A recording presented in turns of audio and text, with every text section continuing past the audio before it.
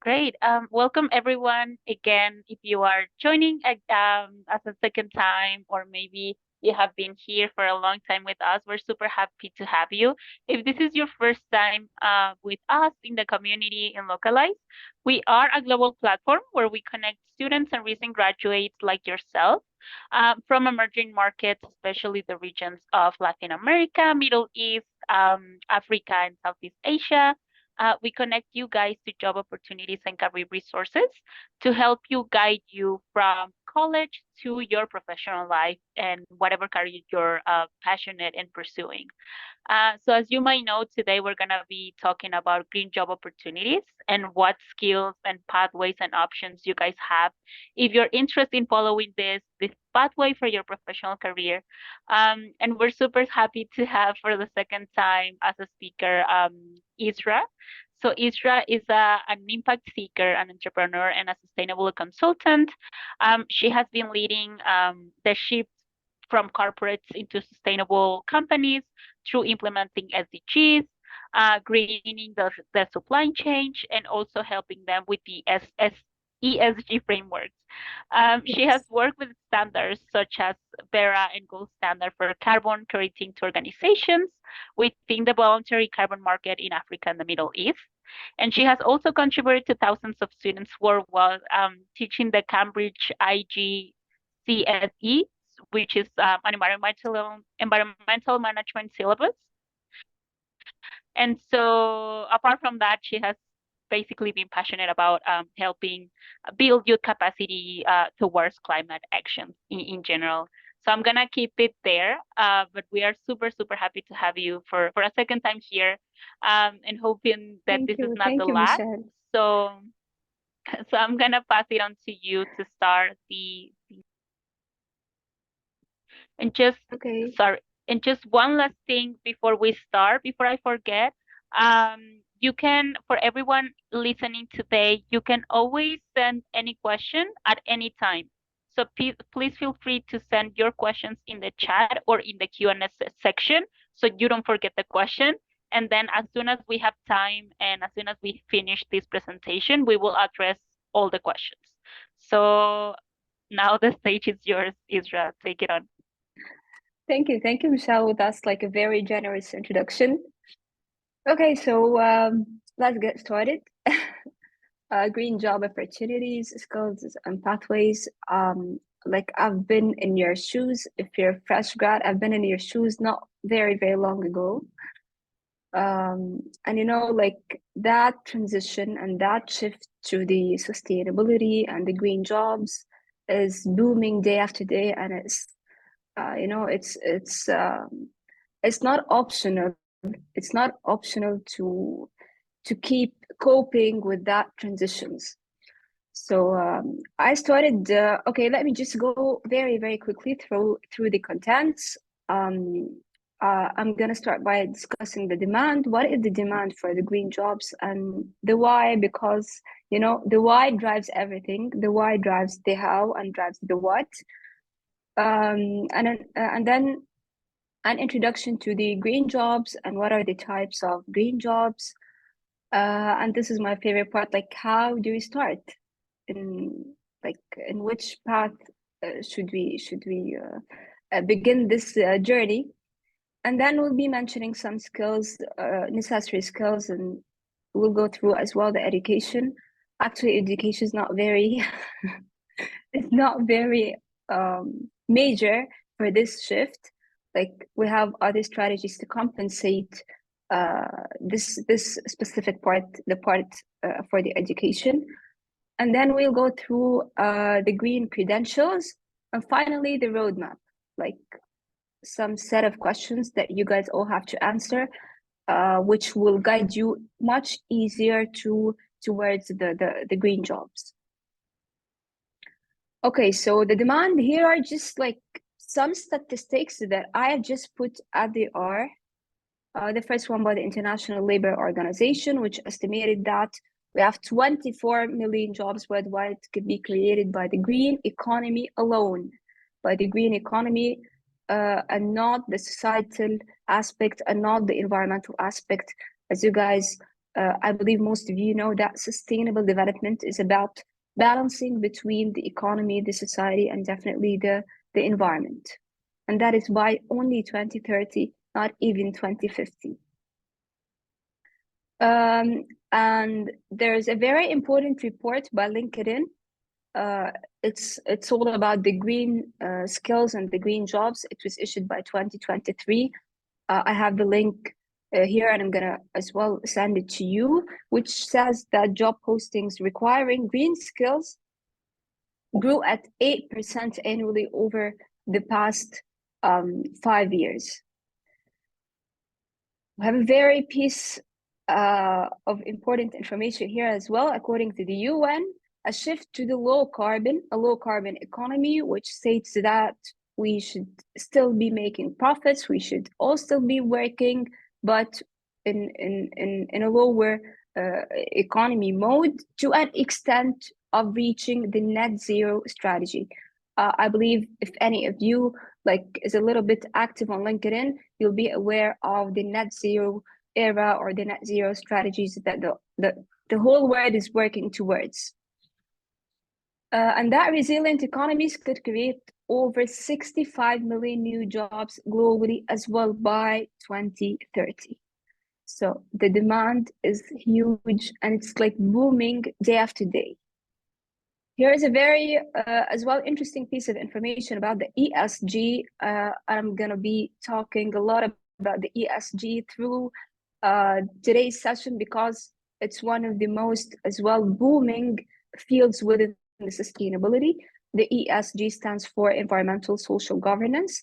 It's a report in which corporates need to publish either on a quarterly basis or annually basis that shows all the key indicators and the performance of their environmental and social and governance initiatives. So the mutual funds and ESG-focused exchange-traded funds rose globally by 53%. Last year, only 2022 to $2.7 trillion, which is as well shows you how this ESG field is mandatory and is crucially important. Okay, so here are the demand, like in a nutshell, and the why. This is like a photo of the fires of the Amazon forests. The why. Since you guys are all interested in finding a green job, and probably that is why you are attending today, so you guys have to be very aware of the Paris Agreement. Google it, the Paris Agreement by 2015. After this Paris Agreement, most of the governments worldwide have agreed to be sustainable in most of the areas, whether the industries, specific industries, or within on the production side, or whether on the societal side.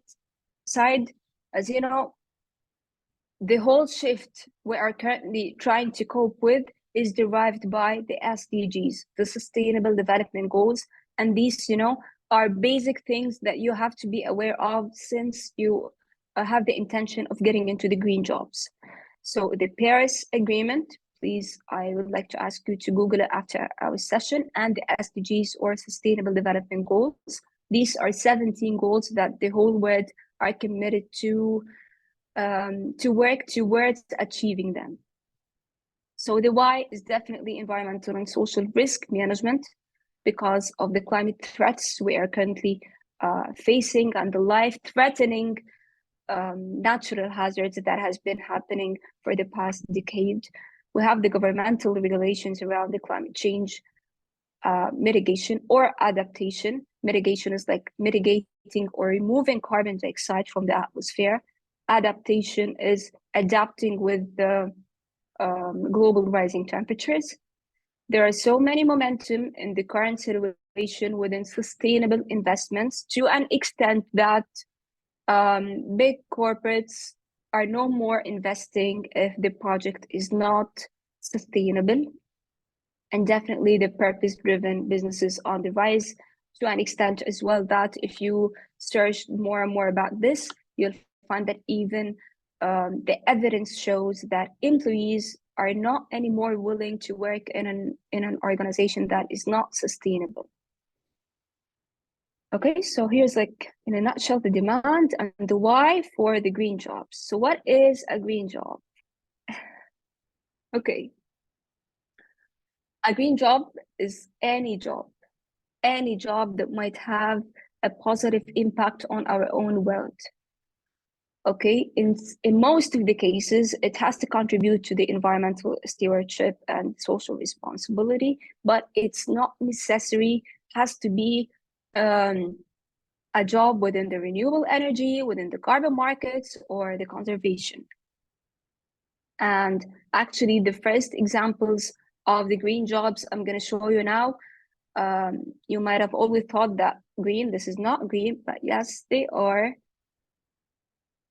jobs within the law, jobs within the communications, within the finance, and within the operations. Whatever you are a graduate of whatever university, whatever faculty, you can still move or take on this transition to a green path. So let me give you an example of the law. How is law might be relative to green or to sustainability through policy making, through activism, the national legal documentation and implementation of every single strategy that we do, whether in nonprofit organizations, whether in the private sector, corporates, or definitely the public sector.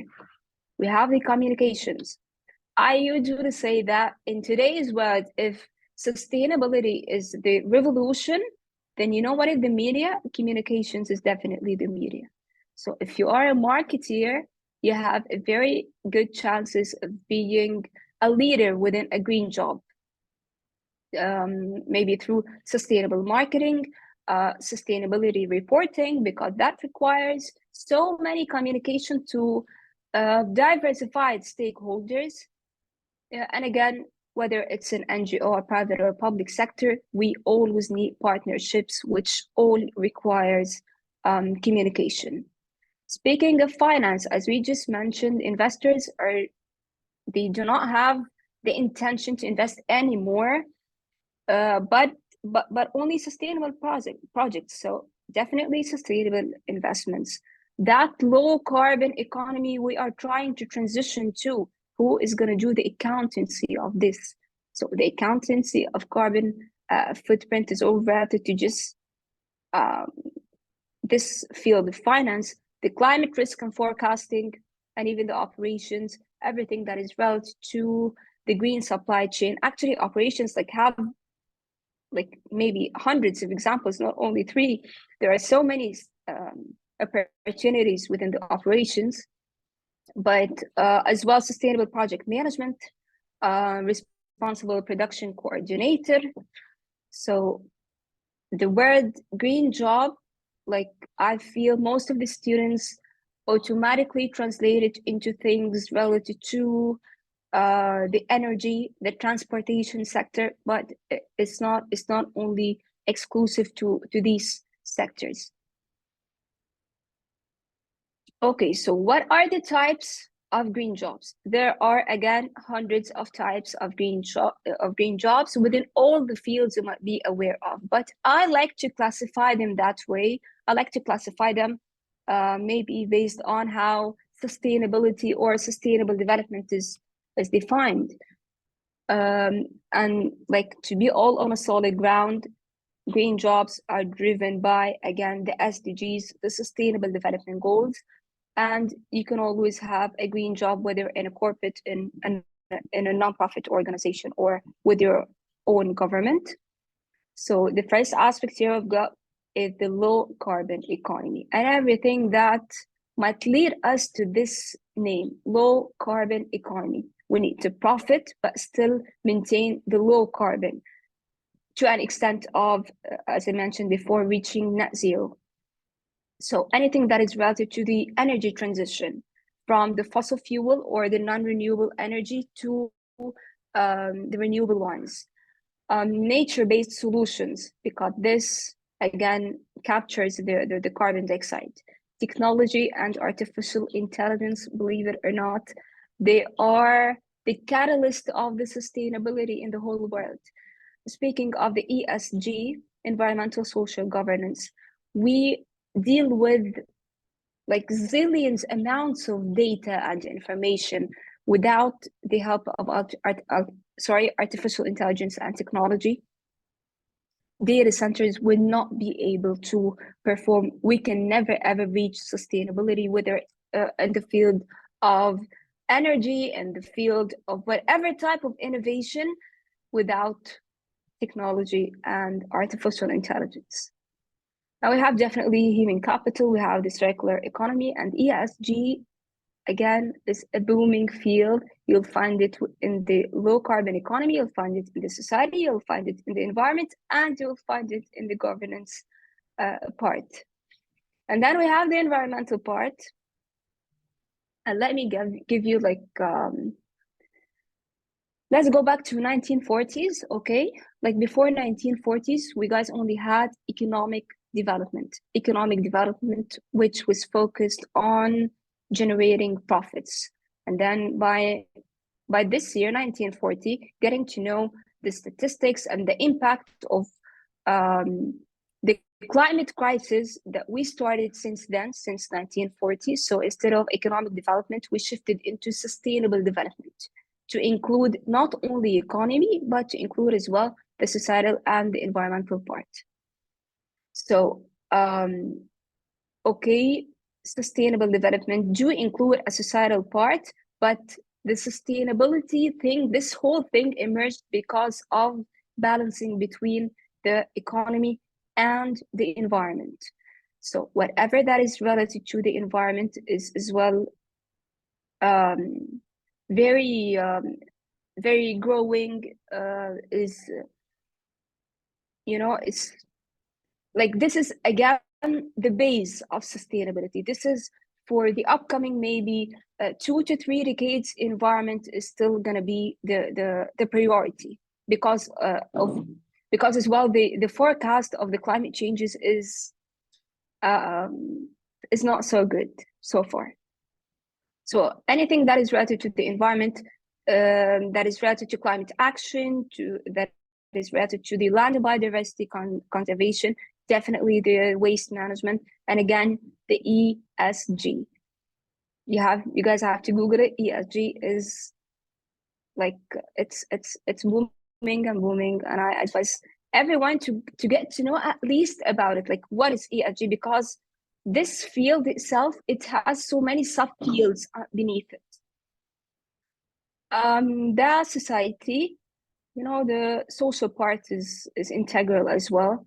The capacity building, like being a trainer, being an educator, is a green job. Anything that is related to the human rights, the equality and the gender equality initiatives, the health and safety, the community relations, and the ESG. Governance is I always link governance to the law. Maybe they're similar or they're near. It includes like the disclosures, the risk management, the accountability, the ethics, the work ethics. How can we get rid of the corruption thing, the regulatory compliance, and again, the ESG. Okay, so these are just examples, and there are so many green job examples more to that.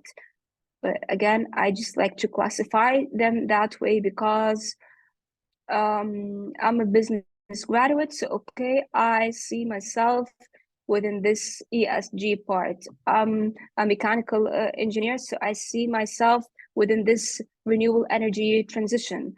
I'm more into social innovation, so I'm more into this part of human rights or whatever. I'm a political science graduate, so I'm more into this governance thing. So this is how I usually classify it. I feel that it might make it a little bit easier for you. A very important aspect of this transition is definitely the agriculture, and the agricultural sector is maybe common between the 4 pillars we have here. It's okay, more of an environmental aspect, but the impact or the influence of the agricultural harvest is usually linked to a social factor. So again, agriculture, you can be you can join this field if you are into technology, if you're into engineering, if you're into business, if you're into science, if you're into geology, like the supply chain of it um, needs a lot of calibers with diversified backgrounds and diversified education, because it's a huge challenge in the face of the global rising temperatures. Okay, so yeah, we've come to the to my favorite part. Where to start? Okay, like speaking with so many students, they always tend to tell me like, speak to us about the entry level jobs. Okay, here's like this first link is all about the first entry, the entry level education, and whatever you will find here, you will find that the typical entry level education is bachelor's degree or maybe less. I mean, there are some stuff that has high school diploma or equivalent. So this is just like as a reference, the types of different entry level um, that you can join the green careers starting these entry levels. Okay, I'm going to send you the links, every link I have on the file, I'm going to send it to you. But there are so many other ways than just jumping into an entry level and I'm waiting and oh my God, I've been applying for so many jobs and no one is responding. There are so many other things that you can do starting maybe your first even year of university. Volunteering, just Google this, you will find thousands of opportunities. The UN internships or any actually not all of them are nonprofit organization. I'm sure you guys are aware of that. Even corporate internships, a part of their corporate social responsibility. So many corporates now provide internships to undergrad students or fresh grad students. Becoming a UN Go member and joining a working group. UN Go is a free membership that you can just go on their website and try to sign up and activate it. You then choose a working group to work on. There are so many working groups, whether on the climate, whether on so many social factors, things. You'll find a working group maybe for green hydrogen, a working group for the carbon markets. So this gives you very good exposure, and it allows you to even get to know, as I mentioned before, the sustainability vocab. Like there are some terminologies within this green jobs thing that you guys have to be familiar of. And then comes the networking events, and no, you do not have to be a managerial level to join a conference. It's totally fine that you start very young, make your own connections. You guys never know. Maybe these connections will be a reason why you might get your green job that you have been hunting, and this is you came out with the conclusion that this job what I wanted. So sometimes you refer back to some of your connections and one of them might actually help you. They're very important as well to stay up to date with the industry trends. Keep following the social forums and the online communities. You exchange ideas, exchange knowledge. LinkedIn is I know you will. I mean, me going back as being an undergrad student, I was never convinced that this LinkedIn thing is gonna mean anything to me. But trust me, it's very important for connecting to professionals, and it's very important for gaining a job. And specifically if you are in the field of consultancy or you are interested in the field of consultancy, like half of the projects I've worked on was through my connections on LinkedIn. So yes, it's very important. And here's a link for Opportunity Circle. It's a platform that maybe on a daily basis, they post things about whether an internship or an opportunity for volunteering or a free course on sustainability. Like they usually have very nice opportunities on or for that category of fresh grads, undergrads, and so on. And here the link for the report I told you about for LinkedIn. It was published 2023. It's all about the Green Skills report. Okay, I'm gonna send it in the chat, but I've taken some screenshots, okay, like as they are, and I put them here just for your reference. When I get asked for the green skills and education, I feel I cannot narrow down your focus. Like you guys, everyone is having different interest. You guys are seeking different pathways. So what I can just show you is what's trending, what's needed, what's growing. But this skill set or the level of education or the masters you want to start or the sustainability course you're intending to take, it's only you that can decide on this. I'm going to tell you what I used to make. By the way, I'm a business administration graduate. I'm not an engineering graduate, I'm not anything, but I've been working on the energy sector with oil and gas corporates. I've worked with so many factories, different factories in the Middle East and in Egypt and Africa on greening the supply chain. I've worked in the carbon markets, and I've worked with very, very strong standards to certify the organization, whether this organization should be selling or buying the carbon credits. It all started by reading the job descriptions. I used to read as many as job descriptions, and I used to take my pen and I take notes. What skills this job description need so that I can be a top applicant? What skills do they need? What level of education do they need? What do they generally need? Like, do I have to be an expertise? Okay, and how should I be an expertise? So I recommend that you guys as well do the same.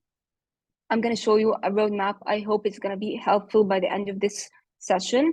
But as I said, go for job hunting, read very well and analyze the job description. You will get to know what would you need to be a top applicant for this job.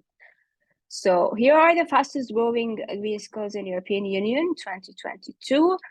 And they're actually very diversified. Like things would be very suitable for engineering students, other for business students, others for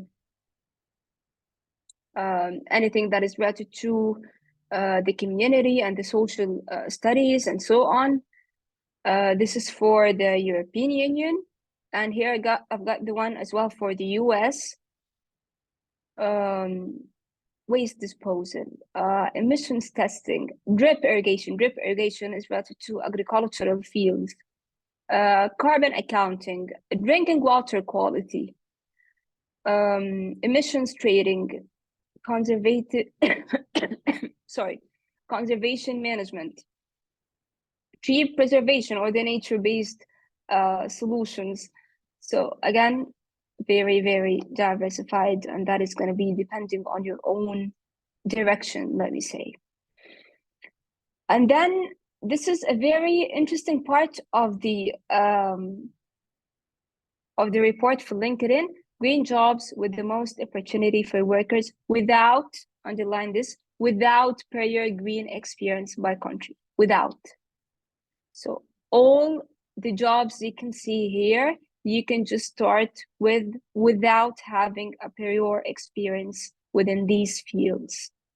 And they're as well categorized by different countries. So I have this one, agronomist, very interesting. wind turbine technician. We have as well, this is continued. These are more and more countries. We have the safety manager, geologist. We have energy specialist, sustainability manager. Okay, imagine you can be a sustainability manager without having a prior experience or knowledge. Solar consultant, waste management specialist, environmental technician. So usually the namings of specialist, technician, officer, these are usually considered entry-level jobs that you may easily start with.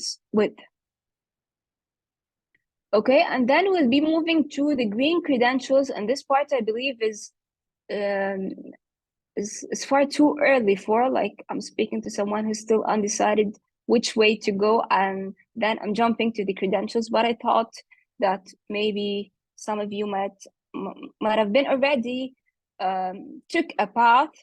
So coming to the credentials, and I'm gonna again tell you more about myself. I started my master's in the sustainable development at Sussex University early, like once I started working in the sustainability field. And then by time um, starting off working with corporates on ESG reports and ESG strategies. So I thought to myself, like, okay, but this master's is very broad. I need to educate myself more on this specific field, which was the ESG. So I started this credential, the GRI, the Global Reporting Initiative.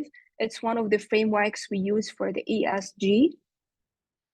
And frameworks are constantly developing and changing.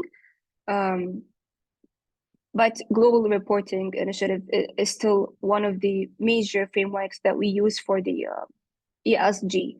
So what I'm trying to say here regarding the credentials and regarding the education as well, maybe I did not mention this, the education, do not make big moves very early. Like, do not be like, okay, I'm starting my master's now. Why are you starting your master's and you still do not know what exactly the field you are going to work in? So because I cannot say I regretted my master's. It's not that, but that time spent on the master's, I would have spent it on the sustainability consultant certification and the GRI earlier, and like a couple more of certificates. I believe that would have been a catalyst to my career, maybe much more than the master's. So the education, even if you're an artist, you are a pharmacist, you are whatever you are, you can still join the transition of the green jobs. And if you're halfway through, please do not take big moves unless you are settled on which direction you are going to take regarding your work life. But again, there are some like very valid credentials, very famous credentials. Like the LEED is one of them if you're into architecture and green construction and so on. Certified energy manager, healthy building credentials. We have the certified renewable energy professional, REP. We have the one for the GRI, which is for the ESG, and actually all of those are for the ESG. The SASB as well is a common framework that we use for ESG. We have the International Society of Sustainability Professionals, and by the way, ISSP. If you're not intending to have this credential directly, you can just go on their website, and they have like a network that you can join, and it's very, very beneficial. Like they usually have the recent research within the field of sustainability. We have as well certified sustainability consultant. This one I'm actually looking forward to make. And definitely there are a lot more than these credentials. But again, it depends on which path or which direction are you intending to take regarding your work life.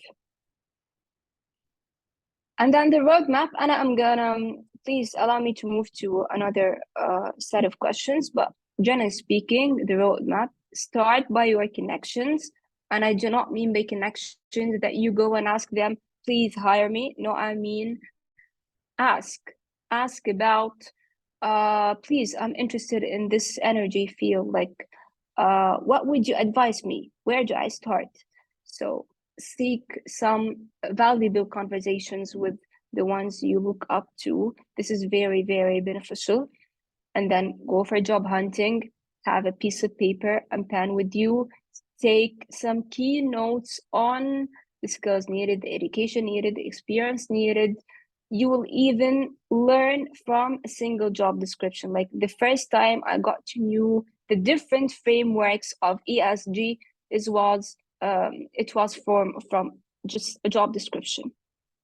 So come out with a list of skills that you have to work on, come out with, again, like a timeline, like, okay, I'm going to be learning this for the next couple of months. I'm going to put another longer term goal, whatever the goal is. For example, I want to be certified as, I want to be a project manager, because this is going to be beneficial. I have seen from so many job descriptions that getting into the field of renewable energy is usually asked to have the PMP or the project management professional certificate, for example. Okay.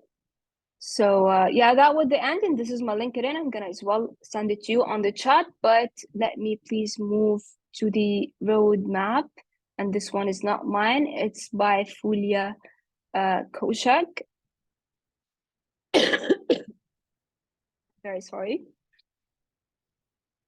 Okay, so getting started, like this is, she calls this a green journal prompts. What type of an organization would you like to work for? Like decide on that. I'm all willing to go for an NGO. No, I would prefer private sector or public sector. Choose this. What are some of the green jobs are you interested in? Consider here your education, consider your experience, consider your passion. I believe that's important to consider. How do you see your career path unfolding? Start designing your possible paths by making where you already are and showing alternative paths of where it could go. Like okay, I'm currently working as a social media designer. Then how about going to apply as a content creator within the UN? This is, you're trying to do what you are experienced with, but still you are tapping the word of sustainable jobs or whatever. The networking plan, and this is crucially important, you guys, please do not neglect this. Contacts holding positions that I am interested in. My father's friend, my neighbor, a university professor. Okay, please count them in and try to have conversations with them. Contacts who can connect you with connections holding green roles, the secondary connections, and they're very, very important as well. Contacts and leadership positions in the areas I am interested in. List all this down, like to make it easier on yourself. You better not ask so many long, complex questions, but rather just be very straightforward and simple, so that that person will not feel like, oh, that's too much. Why are you asking just too much? And then the green skills you have and need to have. What are some of the new green skills that you have come across in these job postings?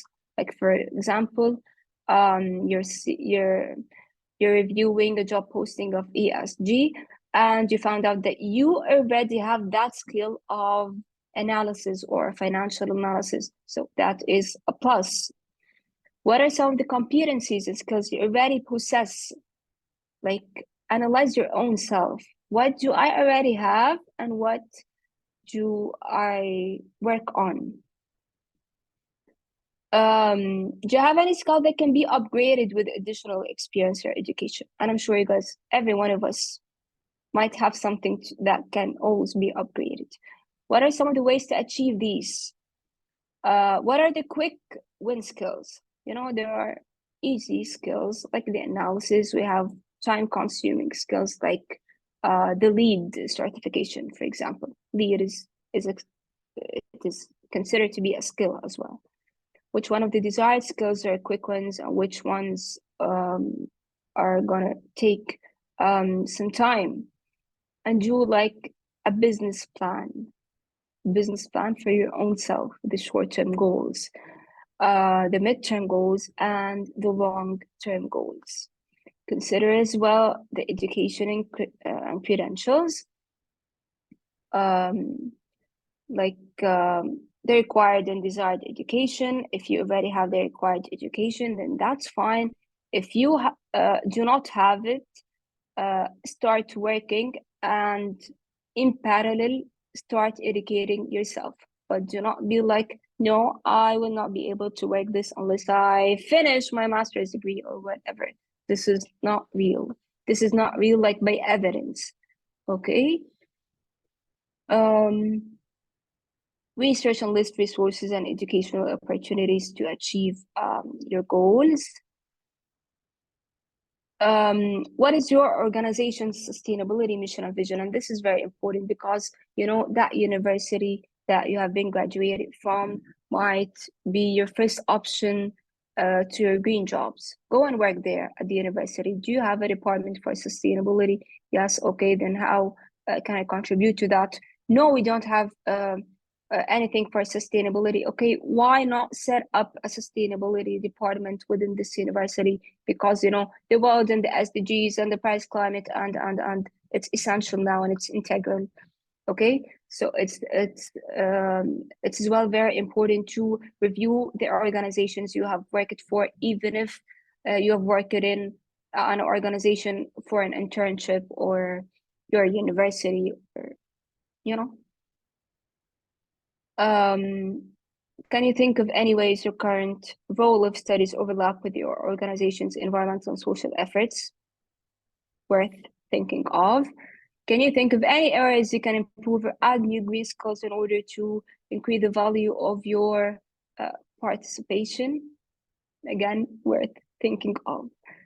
Okay, so like this list by Fulia Kujak, like I found it myself very helpful. It's like if you guys answer all these questions, you will feel like you've done what like a concept map in front of you, or like a true road map. So I hope this might make it a little bit easier for you. And please allow me now to send all the links. Okay, this was the first link for, you know, the entry-level jobs. And this is very important. This one for the report for LinkedIn 2023 for the green jobs and skills. And okay, my LinkedIn.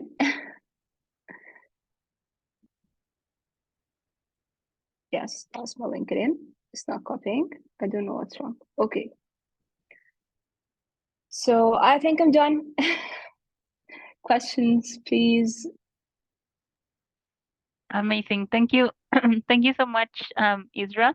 I'm also gonna share these links so you guys don't worry on the event description. So you will find them below the actual recording of the session.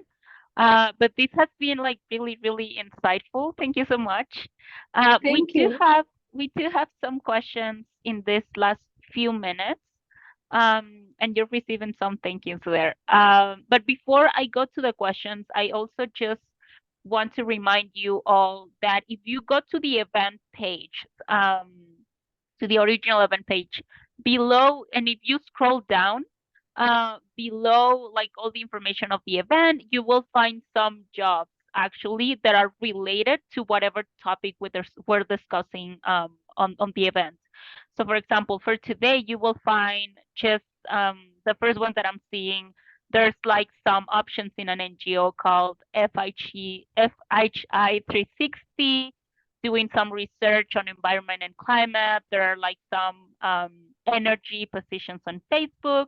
We have a partner that it's called Shortlist, and they have a Climate Careers Network job board.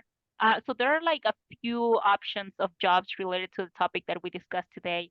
Again, below all the event information on the event page. So I suggest you go ahead and do that. For each event you attend, you will find related jobs.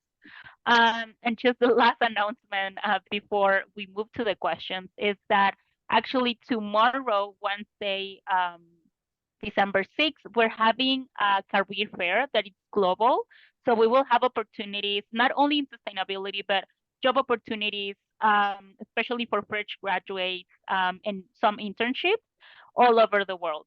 So we will have companies like PayPal, like Cisco, like Project Management Institute. Like there's a bunch of companies, Amazon, who are going to come and speak about how is it to work in their companies, but also how to apply to those jobs they have available for you. So again, tomorrow we have this career fair. You can apply to the jobs live. I will share the link in the chat in a few minutes so you can go ahead and register. Um, but okay, so I guess we can move in this last minutes to some questions we have. Um, there are a few questions in the Q&A and there are some in the chat. So I see you were about to answer one. Yeah, I see you already answered one. Thank you so much. So we have another one on the chat. So someone is asking, are there opportunities for career transition for senior level supply chain professionals? For senior level supply chain professionals, definitely. Please, I'm gonna go back to this question, but let me first shed some light on the first question I've received here, as Yes. Malcolm was saying that he is already 15 years experienced, and he was wondering if he can tap the green transition, the green job transition, and so on.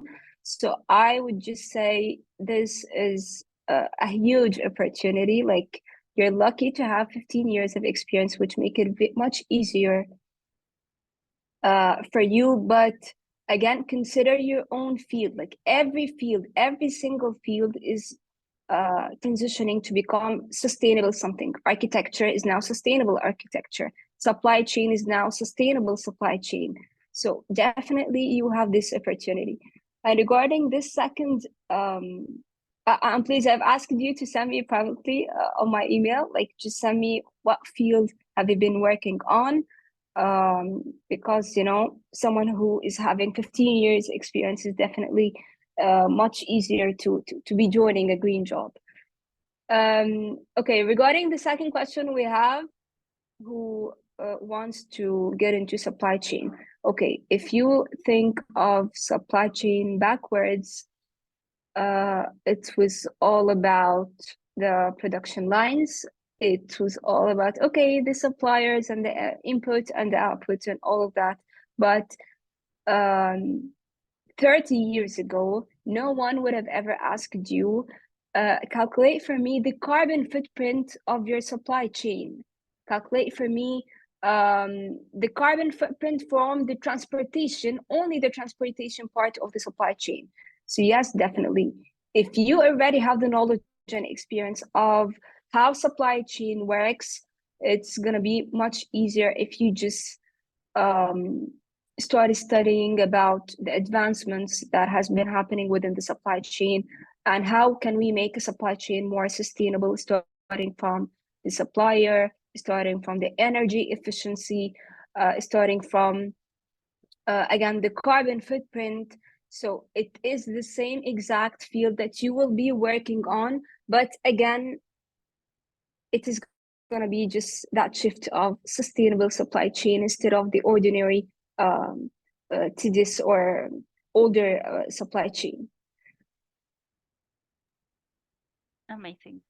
Um, thank you so much. If anyone has any more questions, we still have some minutes, so you can send them.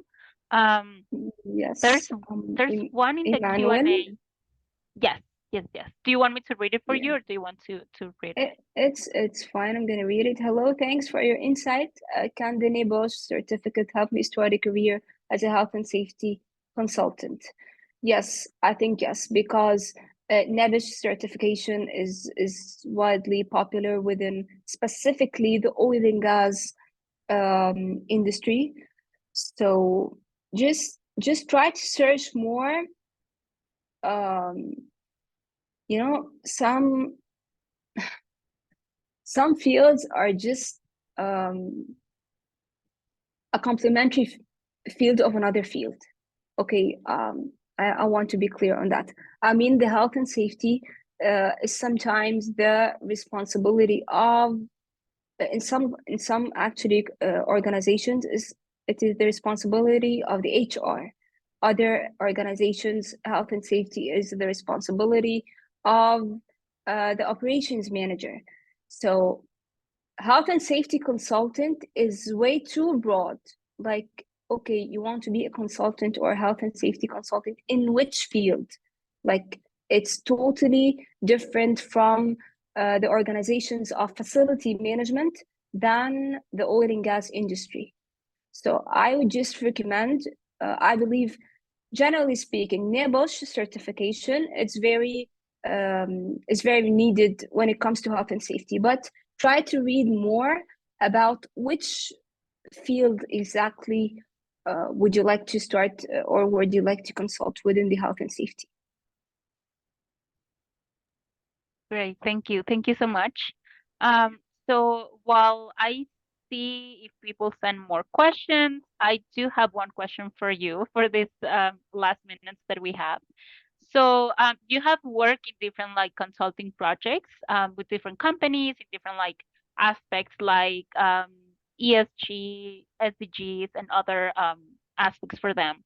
So can you give us like, for example, one example of a project or initiative you have worked on, and how did you saw the actual impact of whatever change you helped you helped the company make?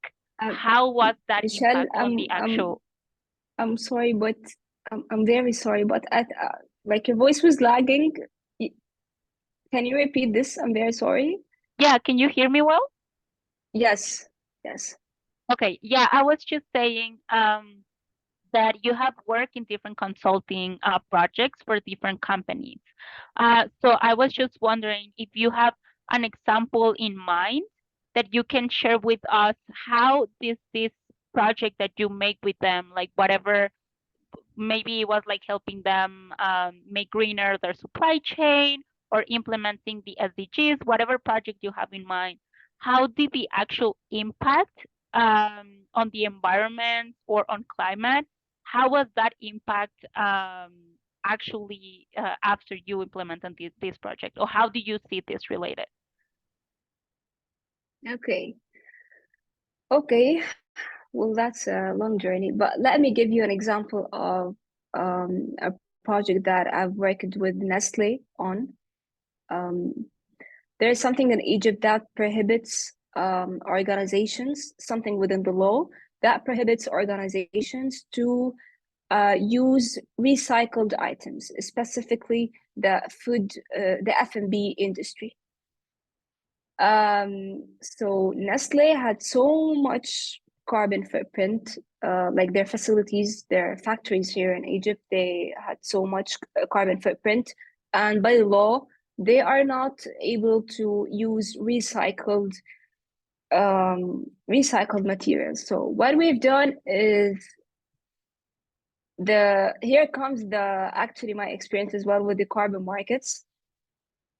We have dealt with some standards to certify how much carbon tons is Nestle emitting? Let's say per month they were emitting um, 1 million ton of carbon dioxide. So what happened is because so many barriers within the country, within the laws of the country, we had to deal with the situation in a very different way. So this 1,000 or 100 or million tons of carbon dioxide, we converted this into credit or into money. For example, for every carbon credit, Nestle will be paying $10, for example. And then we took that $10 times the number of carbon tons, and then we started initiating nature-based solutions. So actually, the nature-based solutions that were done by far exceeded the carbon emissions that Nestle was emitting. So even if they were emitting 1,000 ton per day or per week, that nature-based solutions were capturing maybe double or triple the carbon emission that they were emitting. So we tried to solve it, maybe not within the supply chain itself, but the whole idea of mitigating the carbon dioxide, we did it in a very environmentally friendly way. Great. Thank you so Yeah. much for explaining that and for sharing that in such a short time. I know it was a long answer. I mean a long question, but thank you so much for sharing. I know we are on time, so but again, I just want to thank you for sharing this. This has been really really insightful, and for everyone here listening, and everyone who's gonna watch the recording. Please don't forget to sign up for the career for tomorrow. We're gonna have many, many companies, many jobs that you can actually apply to like live. So don't forget to sign up. And if you have any questions, you can message me on the platform on Localize. And again, thank you so much, Isra. And I hope Thank everyone you. has a great day. And I hope to see you all again in another Localize event. Thank you so much. Thank you all. Bye Bye. bye.